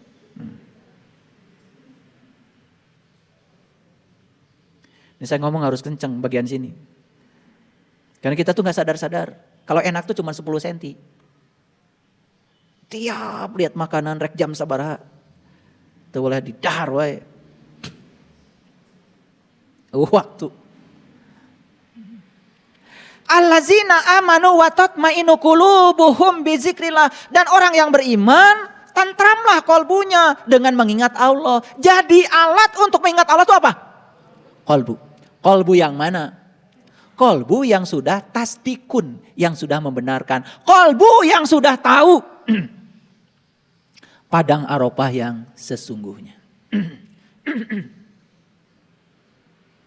Ulangi lagi. Di sini dikatakan kolbunya siapa yang bisa mengingat Allah? Kolbunya orang yang beriman. Ini kadang-kadang sering dianggap sepele kalau saya ngomong begini. Asal ngomong iman, udah percaya, walaupun belum menyaksikan, sudah dianggap dirinya orang beriman. Ini penyakit kulit namanya. Sudah dikaji minggu yang lalu. Allazina amanu wa tatmainu qulubuhum bizikrillah. Dan orang yang beriman, tentramlah kolbunya dengan mengingat Allah. Jadi kolbu kita tuh akan tentram. Satu kalau sudah beriman, yang kedua kalau selalu mengingat Allah. Dan tidak mungkin bisa mengingat Allah kalau tidak beriman. Berarti iman itu apa artinya? Iman itu tahu Allah. Gitu kan sederhananya. Kalau nggak tahu kan tidak bisa mengingat. Di ayat ini ada penegasan. Ala bizikrillahi tatmainul qulub. Ingat kata Allah, hanya dengan mengingat Allah, kolbumu akan tentram. Sekarang saya tanya, siapa di ruangan ini yang tidak ingin memiliki kolbunya tentram? Siapa? Semua menginginkannya bukan? Semua kalian menginginkan kolbunya tentram. Kalau kolbunya tentram, semua kehidupan akan tentram. Kolbunya gelisah tidak tentram, semua kehidupan kalian berantakan. Dan satu-satunya cara untuk tentram kolbu kata Allah, ala bizikrillahi tatmainul qulub. Hanya dengan mengingat Allah. Berarti kita wajib berkunjung ke padang Arafah yang hakikat. Wajib kita melaksanakan wukuf. Wajib kita melaksanakan istirahat. Istirahatnya siapa? Istirahatnya pikiran. Itu namanya semedi. Makanya ada 3 ajaran penting. 1 berdana, yang kedua bersila, yang ketiga semedi. Maaf ya. Orang yang pelit tidak berdana, maka sulit untuk menjalankan sila. Orang yang sulit menjalankan sila, pasti tidak akan bisa semedi. Ini dianggap main-main ini. Kadang-kadang gak apa-apa. Yang penting saya kan baik sama orang, pelit juga gak apa-apa. Padahal berdana ini kunci utama. Berdana, bersila, bersemedi. Dan tidak bisa rangkaian ini diputus. Maaf ya. Siapa yang memiliki kemelekatan yang begitu kuat sama yang dia miliki, hanya untuk kesenangan pribadi, tidak ingin bahagia, tidak akan mencapai semedi yang sesungguhnya. Kadang-kadang saya juga tidak mengerti ya. Bagaimana ya cara mengobati orang-orang pelit itu? Masih berkutat ya dengan dirinya sendiri. Orang lain susahnya kayak apapun gak peduli. Tetapi ingin spiritualnya berkesadaran tinggi. Kesadaran spiritual yang tinggi itu harus dimulai dengan berdana. Berdana, bersila, semedi. Gitu. Ini penting untuk diungkapkan ya. Karena apa? Banyak yang tidak mengerti. Kenapa ya saya kok gak baju-baju semedinya? Coba, berdananya gimana?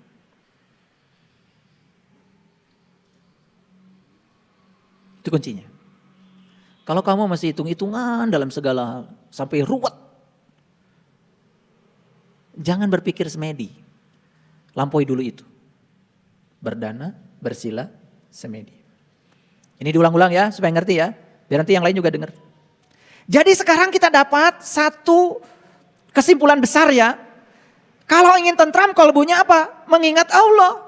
Bagaimana caranya supaya bisa mengingat Allah? Kamu wajib hukumnya wukuf di padang pengenalan. Saya terjemahkan ya. Supaya ngerti semuanya. Nah, kita balik lagi ke Quran surat Al-Baqarah 198. Ayo lihat saya semuanya. Tidak ada dosa bagimu mencari keutamaan dari Tuhanmu. Keutamaan dari Tuhan adalah Tuhan itu sendiri. Sudah terbukti Pandawa menang karena minta Krisnanya. Betul? Bukan minta senjatanya, bukan minta tentaranya.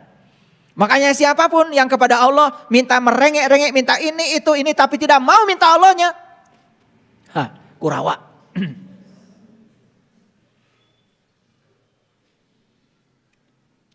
Jadi saya juga heran ya. Yang datang ke saya kok banyakkan Kurawa. Daripada Pandawa. Yang ketawanya paling kencang. Faiza apatu min Arafah fazkurullah indal mas'alil haram. Sekarang sudah ketemu jawabannya? Apabila kamu telah bertolak dari padang Arafah, ingatlah Allah di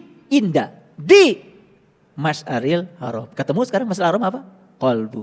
Karena sudah dijelaskan di Quran surat Ar-Ra'd ayat 28 tadi, alat untuk mengingat Allah namanya qalbu. Jelas ya? Oke. Lalu bagaimana cara mengingatnya? Nah, ada ayat penggalan yang luar biasanya. Wazkuruhu dan ingatlah dia. Kama hadakum, sebagaimana yang ditunjukkannya kepadamu. Sudah, apapun yang dia tunjukkan padamu, ya sudah, itu aja. Jangan menurut pikiranmu. Kalau kamu ingin mengingat menurut pikiranmu, berarti kamu belum wukuf. Kalau kamu belum wukuf, belum mencapai puncaknya haji. Saya tidak cerita yang haji yang syariat ya, kalau itu makan udah banyak yang menjelaskan. Saya cerita yang hakikat dulu. Karena pergi berulang-ulang ke sana kalau nggak ngerti hakikatnya. Maaf ya. Kalian mau wukuf berapa kali di padang sana? Kalau tidak mengerti cara wukuf di padang sini, di padang Arafah yang ada di sini, ya, mohon maaf, pulang dari sana juga nggak akan dapat apa-apa. Maaf ya, udah terbukti. Di ayat ini dikatakan wazkuruhu, ingatlah dia, kama seperti hadakum yang ditunjukkannya kepadamu. Berarti harus ada yang ditunjukkan Allah kepadamu. Apa yang Allah tunjukkan kepadamu? Padang.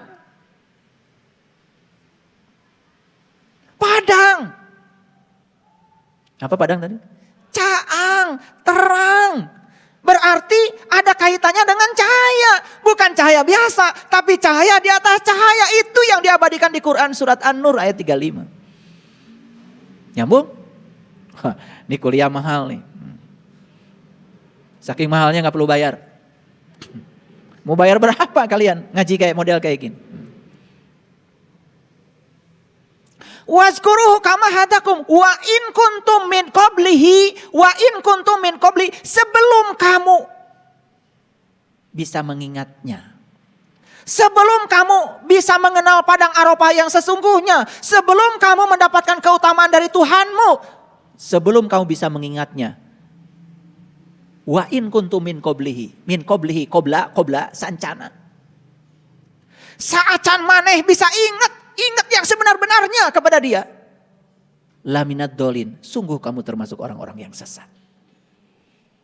Jadi menurut ayat ini orang sesat itu bukan orang yang disesatkan oleh manusia karena berbeda. Tapi orang sesat itu adalah orang yang belum bisa mengingat kepada Allah. Jelas sekali di ayat ini. Silakan mau dibantah gimana ayatnya begini. Wa in kuntum min qablihi laminad dolin. Sebelum kamu bisa itu, sungguh kamu termasuk orang-orang yang sesat. Jadi orang sesat itu menurut Quran jelas orang yang belum bisa mengingat Allah. Makanya orang yang sesat biasanya kalau jalan-jalan selalu tersesat. Sholat bukan mencapai tujuan, tersesat. Tersesat di mana? Ada yang tersesat di dapur. Allahu Akbar. Jalan di kamar teh, buka panto. Gitu. Ke dapur. Ngubah wadah. Assalamualaikum. Tersesat di mana? Di dapur. Ada yang tersesat di pasar. Allahu Akbar. Jalan mulai. Naik mobil. Saking asiknya di pasar, nepi ka poho eta rakaat geus sabaraha. Geus baca Fatihah encan. Betul enggak? Tapi kalau disebutkan tersesat teh mung saya tama. Mung.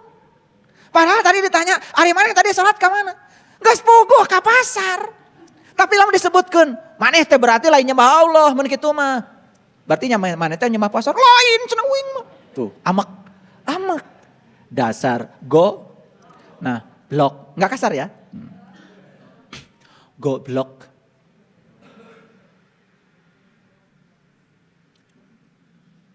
Ada hambatan dalam dirinya untuk jujur. Ada blok, ada blocking. Karena apa? Merasa diri paling benar. Dasar pang bener. Karawas ya ngawas teh. Keun we cenah. Nyeri hate. Kajeun. Nah makanya di ayat lain Allah mengatakan, nih ya, di ayat lain Allah mengatakan. Perhatikan ayat selanjutnya, ayat 199. Summa afidu min haisu afadon nasu wastagfirullah. Bertolaklah kamu dari tempat bertolaknya orang banyak. Kalau ingin mengenal diri sejatimu, kamu harus bertolak dari tempat berkumpulnya orang banyak. Tidak perlu ngikutin banyak orang. Karena perjalanan ini adalah perjalanan pribadi. Antara dirimu dengan Allah. Maka bertolaklah kamu dari kebanyakan orang banyak. Ini perintah loh di Quran. Summa afidu min haitsu afadun nas wastagfirullah. Tapi jangan lupa. Kamu harus mohon ampun kepada Allah. Apa yang harus mohon ampun kepada Allah? Mohon ampun dari Allah. Karena selama ini kita tidak berusaha mengenalnya. Itu. Karena dosa lain sudah diampunkan. Satu yang tidak diampunkan, syirik. Makanya ketika kita melaksanakan ibadah haji secara syar'i, kan di situ jelas. Labbaik Allahumma labbaik. Labbaik la syarika laka labbaik. Jelas. Jadi aku datang memenuhi panggilanmu untuk membebaskan syirik yang ada padaku. Jadi sebenarnya haji itu tujuan utamanya adalah membebaskan syirik. Tapi tidak sadar teh. Ayo kita sama-sama baca labbaik. Labbaik Allahumma labbaik. Labbaik la syarika laka labbaik. Udah jelas. Udah jelas, aku datang memenuhi panggilanmu ya Allah untuk membebaskan syirik yang ada padaku. Syirik itu selingkuh kepada Allah. Gara-gara gak tahu Allah. Karena masih tersesat. Jelas banget kok. Pernah baca itu? Pernah. Tapi karena gak sadar orang lain baca aja kayak robot. Persis kayak burung beo. Sakatu naroskeun. Bapak ibu hari haji teh tujuan naon? Jelas itu di kalimat itu jelas. Labbaik Allahumma labbaik, labbaik la syarika laka labbaik. Supaya kamu tidak selingkuh, supaya kamu tidak syirik, supaya kamu tidak menduakan Tuhan. Itu jelas kok. Makanya kalau tahu artinya baru bisa meneteskan air mata. Setelah kita menjatuhkan niat di tempat tertentu sebelum kita menuju ke Baitullah yang syar'i, yang di dalam Masjidil Haram itu, kan kita menjatuhkan dulu niat di tempat tertentu. Betul? Iya. Kalau di Madinah menjatuhkan niat di Bir Ali. Kalau kita di Mekah, keluar dulu di kota Mekah. Pergi ke tempat namanya Ji'ronah. Ji'ronah itu dari kata ja'a ro'aina. Ja'a ro'aina, ja'a itu datang, ro'aina, ro'a itu melihat, na itu ana. Ja'a ro'aina, datanglah untuk melihat ana, kata Allah. Jadi Ji'ronah. Iya, Cicaheum kan jadi Cahem. Sama. Sana ja'a ro'aina jadi Ji'ronah. Gancang nyebutna. Labbaik Allahumma labbaik. Labbaik la syarika laka labbaik. Innal hamda wan ni'mata lak wal mulka la syarika lak. Innal hamda wa ni'mata lak wal mulka la syarika lak. Labbaik Allahumma labbaik. Labbaik la syarika lak labbaik. Innal hamda wa ni'mata lak wal mulka la syarika lak. Innal hamda wan ni'mata lak wal mulka la syarika lak. Labbaik Allahumma labbaik. Labbaik la syarika lak labbaik. Innal hamda wan ni'mata lak wal mulka la syarika lak. Innal hamda wan ni'mata lak wal mulka la syarika lak. Luar biasa. Itu kan sedang cerita segala puji hanya milik-Mu ya Allah, yang telah memberikan nikmat kepadaku. Apa sih nikmat itu? Bukan karena kita bisa naik pesawat, bukan karena kita punya uang, nggak ada kaitan dengan itu nikmat. Nikmat itu adalah sesuatu yang diberikan kepada para nabi, para rasul, para siddiqin, para syuhada, para solihin. Jelas di Quran. Ihdinas syiratal mustaqim, syiratal ladzina an'amta alaihim. Syiratal mustaqim itu jalannya orang yang diberi nikmat. Yang diberi nikmat itu cuma 4. 1 para nabi, 2 para siddiqin, 3 para syuhada, 4 para solihin. Cuma 4. Wa husna ulaika rafiqa. Itulah teman yang sebaik-baiknya. Apa nikmat itu? Nikmat itu adalah fadlan, keutamaan dari Allah. Nikmat yang sebenarnya adalah Allah itu sendiri. Kebuka semuanya, rahasianya. Makanya Syiratal Mustaqim oleh orang tua kita diumpamakan seperti rambut dibelah 7. Angka 7 diabadikan ketika haji. 7 kali tawaf. 7 batu melempar jumroh. Kok semuanya 7 bukan 8? Luar biasa. Jadi leluhur kita udah luar biasa ya mensimbolkan ini. Cermat sekali. Luar biasa. Para sahabat, bertolaklah kamu dari kebanyakan orang. Dan mohon ampunlah kepada Allah. Sesungguhnya Allah Maha Pengampun lagi Maha Penyayang. Lalu di ayat yang ke-200 Allah mengatakan, "Faida qadaitum manasikakum." Apabila kamu telah menyelesaikan ibadah hajimu, sudah selesai ibadah hajimu sekarang. Berarti sudah selesai fase Arafah, sudah wukuf di padang Arafah, sudah bisa mengingat Allah di Mas'alil Haram.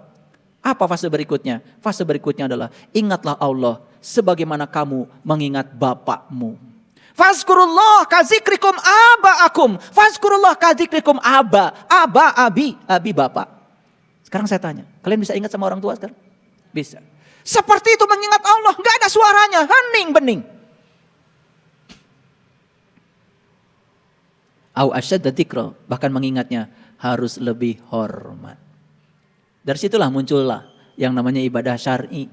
Salat 5 waktu. Ya, iya, supaya mengingatnya lebih hormat. Maka di Quran dikatakan, ya, salat itu dikatakan salat apabila sudah mengingat Allah. Kalau tidak mengingat Allah, tidak dikatakan salat. Innani anallah la ilaha illa ana fa'budni wa aqimis salata li zikri. Disebut salat, mau ingat Allah. Hari kita ingat ke Allah mah. Sana salat. Gitu. Maka sholat ada sholat hakikat, sholat syariat. Secara syariat dipraktikkan 5 waktu. Untuk membedakan ingat kepada orang tua dengan ingat kepada Allah. Di situ bedanya. Karena dikatakan di ayat ini, ya, fazkurullah kadzikrikum aba'akum au asyadda dzikra. Mengingatnya harus lebih hormat. Gimana nih? Kuliahnya bisa dimengerti? Ya, saya membahas ayatnya pendek-pendek aja. 1-2 ayat, tapi agak dalam sedikit supaya kita mengambil intisarinya. Kan ada kepuasan kalau kita baca surat. Kalau isi suratnya dapat dimengerti. Betul nggak? Kan selama ini kita baca surat nggak pernah dimengerti isinya. Betul nggak? Iya. Dan berangan-angan dapat pahala. Luar biasa. Itulah togutmu, pahala. Hati-hati. Ibadah karena ingin pahala, itu pahala itu sudah jadi togut. Ibadah karena ingin surga, surga jadi togut. Ibadah karena takut neraka, neraka jadi togut. Apa togut itu? Segala sesuatu yang menjadi pendorong yang bukan Allah. Itulah togut. Makanya setiap kita ibadah karena senderannya adalah togut. Di Quran dikatakan, togut itu kerjanya cuma satu. Memindahkan kita dari terang menuju gelap. Wallazina kafaru awliya'uhumut togut yukhrijunahum minan nur ilad dulumat. Terus poek mongkleng buta rajin. Ya, akibatnya apa? Kita sering mengalami salah persepsi sekaligus juga salah proyeksi. Saya kira itu kajian kita hari ini. lumayan, walaupun cuma 2-3 ayat. Semoga ini bisa memberikan isi, juga bisa menjadikan nutrisi. Ngaji itu harus dapat isi loh, sekaligus nutrisi. Jangan ngaji cuma sekedar ingin dapat pahala atau good. Jadi syafaat itu harus datang di sini. Syafaat itu harus dapat sekarang. Dan syafaat itu harus punya kemampuan menyelamatkan kita di sini saat ini sekarang. Kalau datang di tempat ini harus mengalami perubahan kesadaran. Shadaqallahul adzim, barakallahu li wa lakum. Assalamualaikum warahmatullahi wabarakatuh.